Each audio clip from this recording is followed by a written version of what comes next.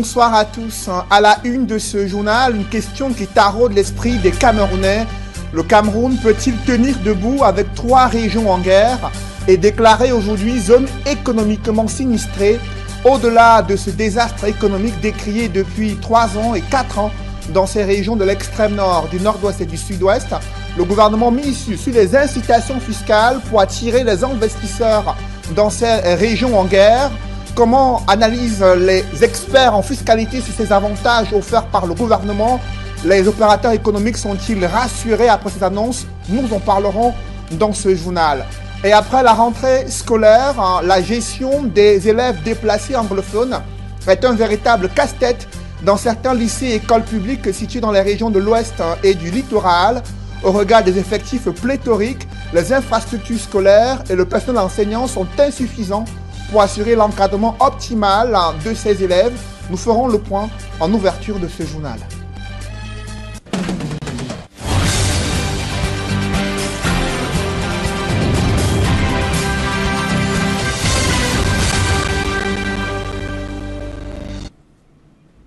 Merci de suivre cette édition complète de l'information sur Equinox Télévision.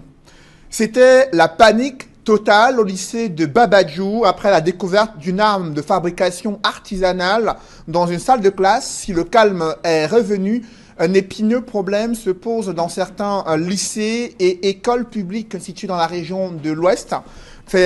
Plusieurs élèves venant des régions anglophones qui frappent aux portes de ces lycées. Dans une classe, il y a déjà plus de 100 élèves, des effectifs pléthoriques auxquels sont confrontés un personnel enseignant insuffisant et les infrastructures scolaires n'ont pas été aménagées pour accueillir ce nombre important d'élèves dans certains lycées et écoles publiques situés dans la région de l'Ouest. On voit tout cela dans ce reportage que signe Leclerc Sakem.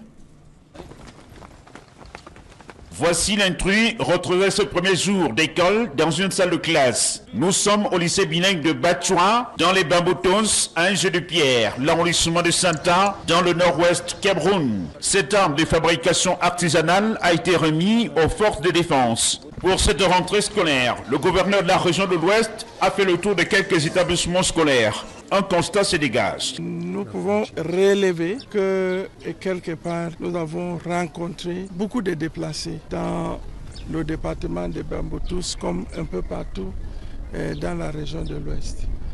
Le cas de Babadjou ainsi que de Galim est vraiment préoccupant dans le fait que nous avons rencontré beaucoup d'élèves, des enfants qui sont traversés les limites avec le nord-ouest pour venir s'installer ici, pour aller à l'école, dans le but d'aller à l'école sans leurs parents. Celui qui veut voir, il n'a qu'à venir ici à Galim et voir que sur un effectif de 142, 136 enfants sont les ressortissants uniquement de Ngoketunja. C'est vrai.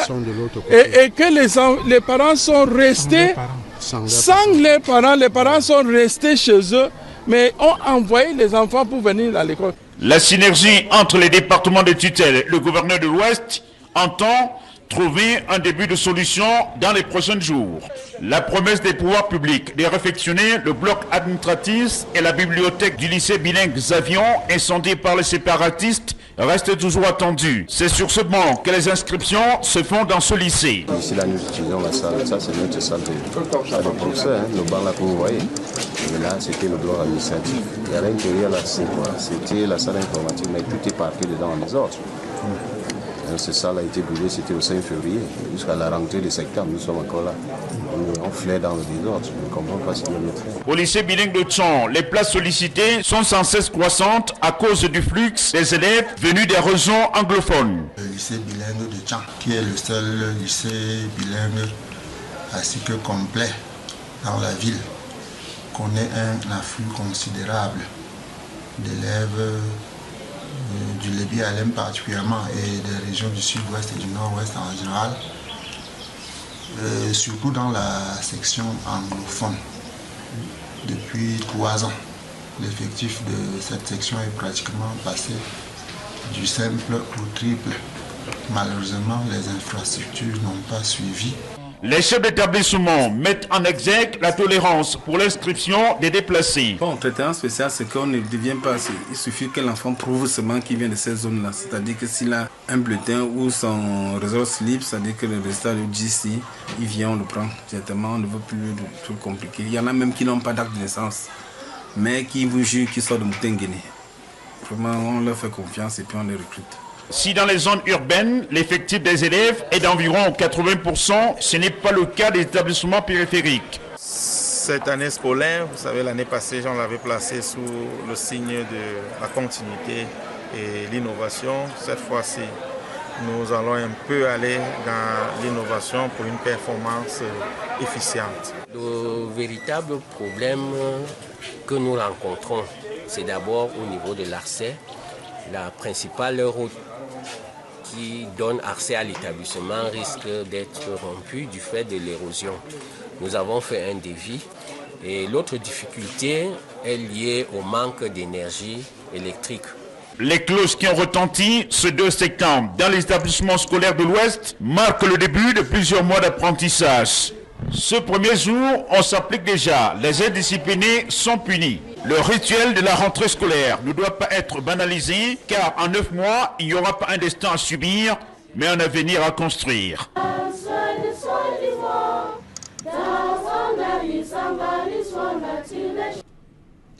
Dans la région de l'Ouest, le faux et usage de faux est décrié dans le recrutement des élèves, notamment dans le département du Noun. Là-bas, des populations bien identifiées ont usurpé l'identité et le statut des déplacés de la crise anglophone pour faire inscrire leurs enfants dans les lycées et écoles primaires situés dans ce département. Le phénomène préoccupe les chefs d'établissement. C'est le constat que font Mama Soufor, Mitterrandam et Jean-Paul Chouniat.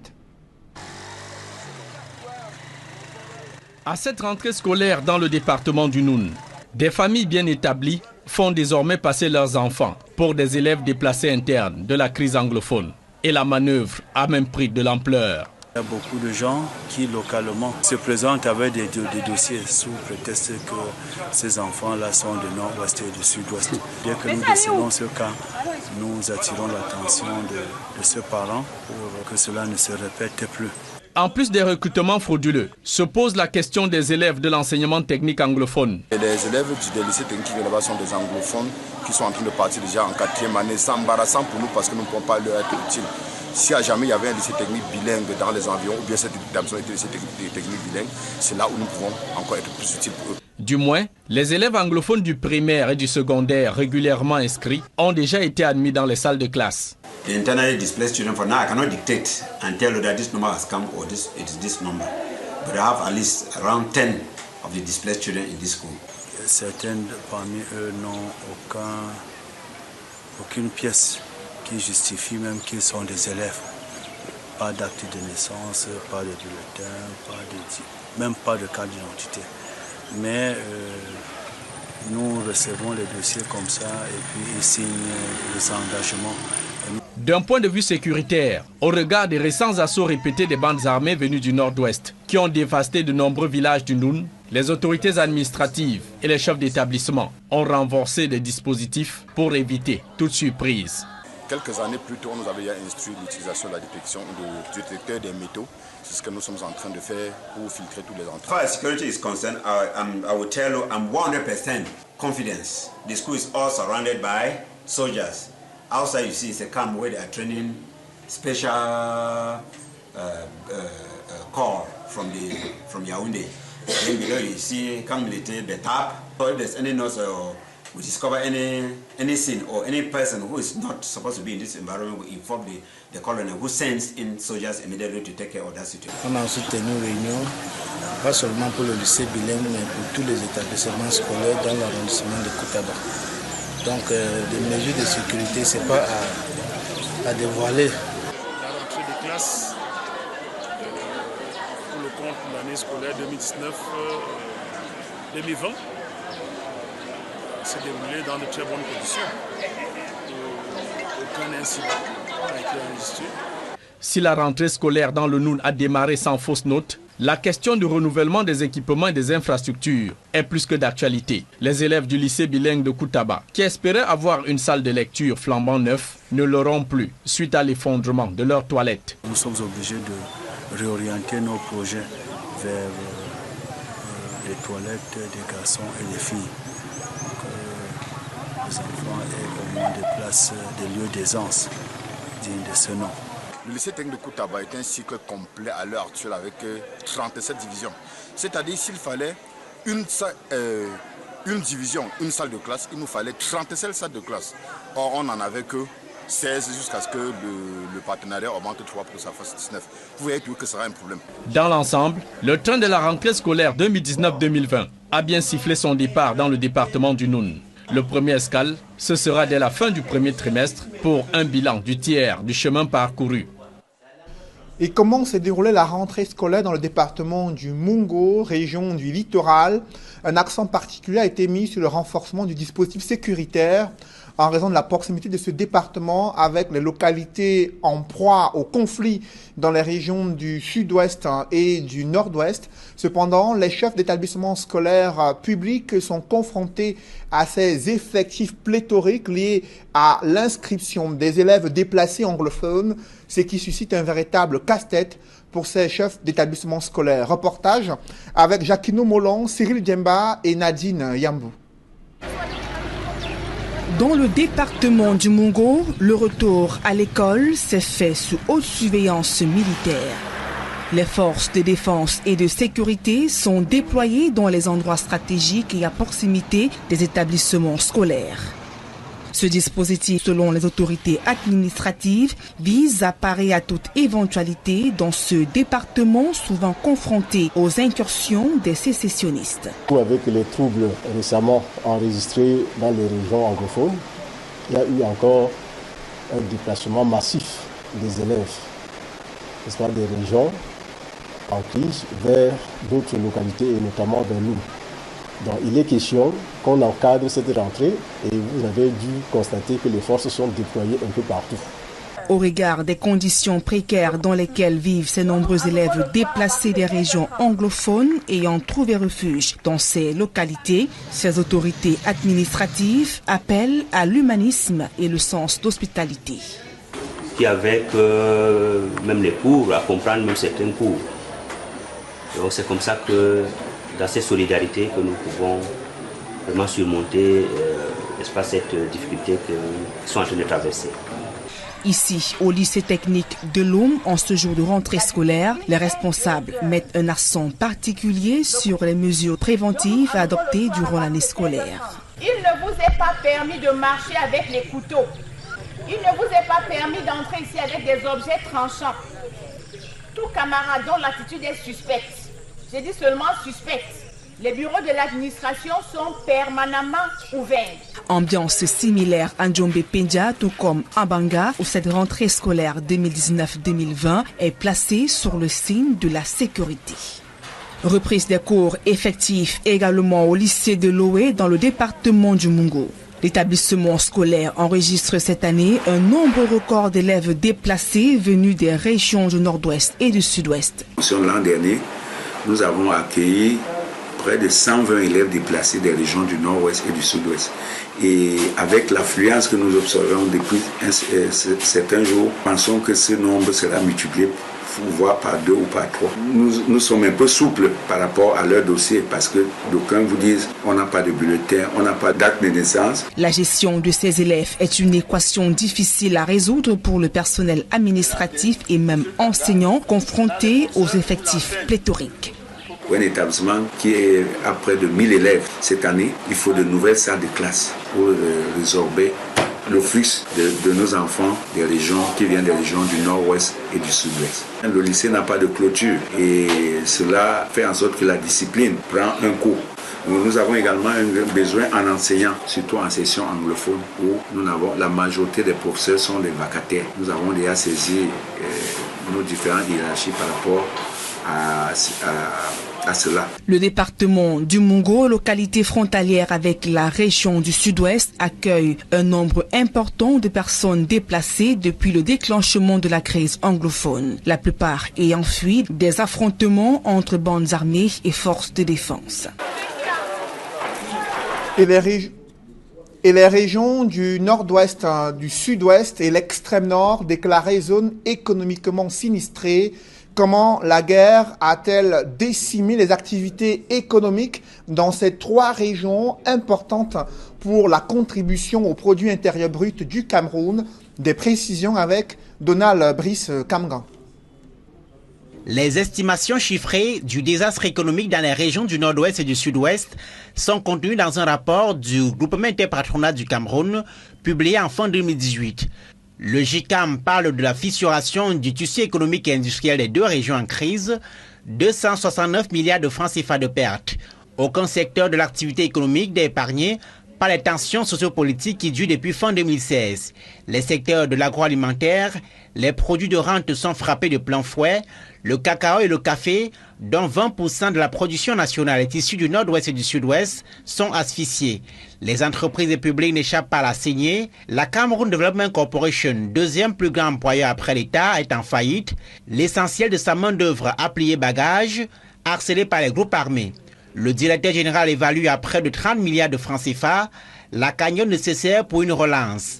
Pamol est également réduite à sa plus simple expression, avec des activités presque à l'arrêt. Dans la région de l'extrême nord, l'essentiel de la vie économique est également délabré. Depuis 2014, les centaines d'attaques de la secte Boko Haram contraignent de nombreuses entreprises à replier vers le Grand Sud. Les échanges commerciaux avec le Nigeria voisin sont au plus bas. Malgré une relative accalmie dans la région depuis près de 2 ans, les signaux économiques sont loin de rassurer les investisseurs. Peut-il tenir debout avec 3 régions en guerre déclarées aujourd'hui zones économiquement sinistrées? Le gouvernement mise sur les incitations fiscales pour maintenir les opérateurs économiques et attirer d'autres investisseurs dans ces régions de l'extrême nord, du nord-ouest et du sud-ouest. Cependant, ces incitations fiscales risquent d'impacter sur le budget 2020. C'est du moins l'analyse des experts en fiscalité. Ils s'expriment dans ce reportage que signe Sylvestre Hippolyte Zangaou. La région de l'extrême nord, avec les incursions de la secte islamiste Boko Haram, les régions du nord-ouest et du sud-ouest, instables à cause de la crise dite anglophone, ont perdu l'essentiel de leur potentiel économique. Cette situation a amené le Premier ministre à prendre une mesure les décrétant économiquement sinistrés. Pour le fiscaliste Pierre Alaka, cette initiative ouvre plusieurs grilles de lecture. Sur le fond d'abord, c'est une très bonne décision. C'est une décision qui permet aux opérateurs économiques d'aller vers là-bas si ces opérateurs économiques veulent payer moins d'impôts. En fait, ça devient une espèce de paradis fiscaux que le Premier ministre vient d'accorder au Cameroun. C'est des zones où on paiera moins d'impôts ou pas du tout. Sur la forme, c'est une catastrophe juridique. Parce que la Constitution, il y a violation de la Constitution. Parce que la Constitution dit que les questions autres que ceux qui relèvent de la compétence du législateur sont des questions qui relèvent de la compétence du pouvoir réglementaire. Or, les questions fiscales, les questions budgétaires, les questions financières, les questions monétaires relèvent de la compétence du législateur. Si dans le fond, la décision est bonne, les fiscalistes affirment qu'elle n'est pas économiquement sans risque. Le problème avec les dépenses fiscales, c'est qu'on ne sait pas combien on accorde, à qui on accorde et pendant combien de temps on accorde. Vous savez que l'appétit vient en mangeant. Qu'est-ce qui vous dit que si des opérateurs économiques se retrouvent dans la zone, voyant l'échéance arriver, si jamais on avait limité dans le temps la durée de la dépense fiscale, ne pourrait pas créer une désembellie pour que les mesures de défiscalisation continuent? C'est pour ça que les dépenses fiscales, tout en étant une bonne mesure de politique fiscale, de politique économique, ont ceci de particulier que l'appétit venant en mangeant, on n'arrive pas toujours à atteindre les espoirs escomptés. La déclaration des régions économiquement sinistrées s'accompagnant des mesures de défiscalisation, les prévisions budgétaires de l'année 2020 vont connaître des réajustements. Automatiquement, le budget 2020 ne sera pas réévalué à la hausse. Il va avoir une décrispation budgétaire qui va permettre de booster l'économie d'un côté, mais de baisser les recettes budgétaire de l'État. Parce que l'État a accepté d'accorder et de remettre les impôts aux investisseurs qui se risqueraient d'aller dans les zones déclarées sinistrées. L'extrême nord, le nord-ouest et le sud-ouest sont donc désormais des territoires à conquérir sur le plan économique. Mais l'instabilité qui les caractérise ne garantit pas une tâche facile. Dans le reste de l'actualité, à quelques jours d'un procès inédit au tribunal militaire, Maurice Kamto et ses co-accusés exigent une audience publique de leur affaire qui présente un caractère politique selon ces détenus. Dans une correspondance adressée à la présidente du tribunal militaire à Yaoundé, il relève des griefs durant la procédure judiciaire ayant conduit à ce procès prévu le 6 septembre 2019. D'autres précisions avec Eric Marcian-Jomo. Plusieurs éléments sont à retenir de cette correspondance du leader du mouvement pour la renaissance du Cameroun et de ses co-accusés relativement à ce procès qui s'ouvre vendredi prochain à Yaoundé. Au-delà de la compétence jusqu'ici questionnée du tribunal militaire à juger des civils, il y a l'exigence du droit à un procès public. Maurice Kamto et ses co-accusés interrogent la capacité de ce tribunal à contenir le flux humain portant un intérêt proche ou lointain à ce procès. Ils attirent l'attention des responsables de cette juridiction sur le fait qu'ils sont plusieurs dizaines d'accusés dans ce dossier et qu'il faudrait aussi prendre en compte la centaine de témoins des accusés et les témoins des parties, sans oublier l'important collectif d'avocats des accusés, ceux de l'État, tout comme l'équipe du commissaire du gouvernement et d'autres personnels du tribunal militaire. Or, rappelle Maurice Kamto et ses co-accusés, la salle d'audience du dit tribunal est très exiguë pour accueillir tout ce beau monde. Maurice Kamto et les siens concluent en substance que la justice étant rendue au nom du peuple, outre le traditionnel public entre guillemets composé de militaires et d'autres éléments des forces de sécurité expressément réquisitionnés pour empêcher les citoyens d'être présents dans la salle d'audience, qu'ils attachent du prix au libre accès du vrai public à la salle d'audience, tout comme des médias publics et privés, nationaux et internationaux. Plus encore, le président du MRC et ses co-accusés rappellent le caractère politique de leur procès en s'appuyant sur le point numéro 4 des accusations contenues dans l'ordonnance de renvoi qui mentionne qu'ils ont participé à l'organisation en lieu ouvert au public de manifestations à caractère politique. La correspondance a été ampliée à plusieurs administrations concernées, tout comme à de nombreuses chancelleries africaines et occidentales. Et Christian Pendae Koka, l'un des co-accusés, s'est également exprimé à quelques jours de l'ouverture de ce procès au tribunal militaire. Le président du mouvement Agir, allié du mouvement pour la renaissance du Cameroun, dit être prêt à subir quelle que soit la sentence qui va être prononcée au terme de ce procès. Il invite les Camerounais à continuer d'améliorer leurs connaissances en vue de construire une société plus démocratique, plus juste, a-t-il fait savoir dans une correspondance rendue publique, une lettre adressée aux Camerounais. Christian Pendae Koka, président du mouvement Agir et allié du mouvement pour la renaissance du Cameroun. Et en bref, à présent, un contingent camerounais en route pour la Centrafrique. Il s'agit du 6e contingent qui se rend à la mission de sécurisation des Nations Unies en Centrafrique. Ils ont reçu le drapeau et l'étendard avant leur départ pour cette mission en Centrafrique. Il s'agit du 6e contingent camerounais en route pour la MINUSCA, des soldats camerounais engagés dans la mission des Nations Unies pour la sécurisation de la Centrafrique. Et en sport, les Lions indomptables sont qualifiés pour le 3e tour des éliminatoires Jeux Olympiques 2020. Elles ont fait match nul contre les Éthiopiennes, 0 but partout. La rencontre s'est jouée du côté de Yaoundé. Et parlons de la FECAFOOT et la Ligue de football professionnelle, alors que la FECAFOOT a mis sur pied un comité de gestion, comité provisoire à la tête de la LFPC. Le général Pierre Semengue ne désarme pas. Élu pour un mandat de 4 ans au départ, il compte défendre ce mandat jusqu'au bout. Il était face à la presse après l'annonce de la décision de la FECAFOOT de mettre sur pied un comité de gestion provisoire à la tête de la LFPC. Des reportages dans ce journal, le groupe scolaire bilingue Les Bourgeois, où la rentrée scolaire a été effective et les élèves ont pu reprendre le chemin de l'école dans des conditions optimales. Et dès le premier jour, des leçons ont été dispensées à ces élèves afin de leur permettre de préparer déjà l'année scolaire et de pouvoir réussir leur année scolaire 2019-2020. Reportage. L'éducation est une valeur importante pour la société. C'est pourquoi être bien éduqué veut dire également faire partie de la classe des bourgeois. Non pas une bourgeoisie financière, mais intellectuelle. Raison pour laquelle cette dame a choisi d'inscrire son enfant dans cette école primaire, maternelle et prématernelle, le Bourgeois. On m'a beaucoup parlé de cet établissement, que j'ai souhaité que mes enfants puissent apprendre les deux langues, c'est-à-dire français et anglais. Donc c'est la raison pour laquelle j'ai décidé de m'y rendre pour inscrire mes enfants. Située à Bonanjo et créée en 2006, c'est une école qui forme des leaders de demain avec un bilinguisme équilibré, un corps enseignant dévoué et expérimenté, des salles de classe vastes et climatisées, d'infirmerie, salle d'informatique, sans oublier sa salle d'activité post- et périscolaire pour les cours de danse, peinture, musique, karaté et bien d'autres, avec surtout une crèche constituée de 4 salles de classe et 4 grandes salles de jeu, aussi divertissantes qu'éducatives.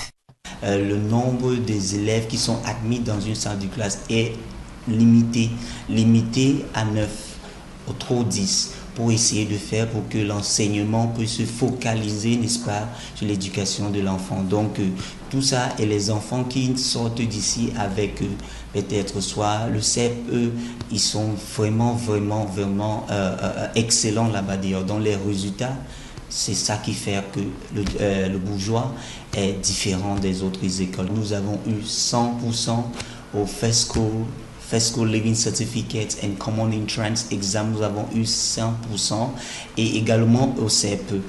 Pour le First School Living Certificate, nous avons eu 9 candidats. Comme je vous disais tantôt que le nombre des élèves est limité, nous avons eu 9 admis l'année dernière et tous les 9 ont eu 100% dans le First School Living Certificate, également dans le Common Entrance. Et on avait un seul candidat pour le CEP qui a eu 100% et maintenant présentement est au collège Liberman. Avec un cadre aussi moderne, spacieux et serein, voici enfin la meilleure adresse qui garantit la bourgeoisie intellectuelle, spirituelle, morale et sociale des apprenants et particulièrement des tout-petits, car la réussite d'aujourd'hui dépend de la base d'hier.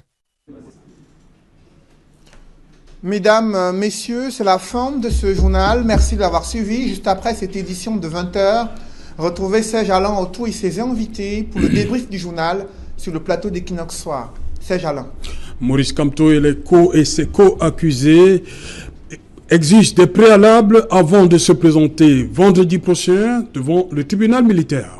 Le principal adversaire politique du chef de l'État lors de la dernière élection présidentielle, ses alliés et d'autres militants placés en détention depuis près de 7 mois souhaitent que l'audience, la toute première de ce procès qui pourrait s'ouvrir au tribunal militaire le 6 septembre prochain, soit une audience publique pour que la presse nationale et internationale, pour que le public et également tous ceux qui ont été conviés et qui souhaitent suivre ce procès puissent assister à ce procès qu'ils qualifient d'un procès politique dans leur correspondance adressée à la présidente du tribunal militaire. Ils disent être prêts à comparaître devant le tribunal militaire à condition que l'audience soit publique. Serge Alain. Voilà, madame, monsieur, c'est donc l'essentiel. L'Equinox Soir, deuxième partie. Bonne soirée à vous, Cédric Nouffelé. Bonne soirée à vous, Serge Alain. Rendez-vous demain 20h. Rendez-vous demain 20h. Dans un instant, madame, monsieur, la suite.